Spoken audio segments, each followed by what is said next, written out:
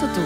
Patrick Drahi à l'assaut de l'Amérique. Axel de Tarlé, après SFR, le patron de Numéricable rachète un opérateur de câbles aux États-Unis et c'est loin d'être anodin. Voilà, c'est son 4e rachat en moins d'un an. Donc hier, on a appris ce rachat surprise du câble opérateur américain Suddenlink qui est présent dans 15 États américains avec 1,5 million de clients. L'entreprise est valorisée 8 milliards d'euros. Donc nous le disions, ce rachat intervient après celui de SFR, mais aussi après celui de Portugal Télécom, l'opérateur historique du Portugal qui a été racheté en novembre dernier, mais aussi Virgin Telecom, soit en tout en un an pour quelques 30 milliards d'euros d'acquisition. 30 milliards, c'est le budget de l'armée française, pour vous donner une idée. Et attendez, c'est pas fini, parce que l'appétit vient en mangeant, comme on dit.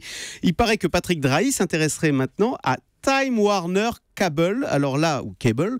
Donc là, on change d'émotion puisque c'est carrément le numéro 2 américain du câble que voudrait s'offrir Patrick Drahi, 12 millions de clients et qui vaut en bourse 40 milliards d'euros, c'est-à-dire plus gros que sa propre société. Attendez, déjà 30 milliards d'acquisitions. D'où il sort l'argent, Patrick Drahi? Il est parti de rien, on est d'accord. Ah oui, il est parti de rien. Il faisait quasiment du porte-à-porte pour vendre du câble dans le sud de la France, du côté de Cavaillon. D'où sort cet argent? D'où il sort cet argent? Écoutez, c'est tout simple. Il emprunte. En ce moment, les taux d'intérêt sont très bas. Il faut en profiter. Patrick Drahi en profite. Il aura emprunté en un an près de 30 milliards d'euros. Alors, il emprunte à taux fixe. Comme ça, il est assuré que les intérêts à rembourser les intérêts à payer seront toujours très bas. Donc, voilà pour les coûts.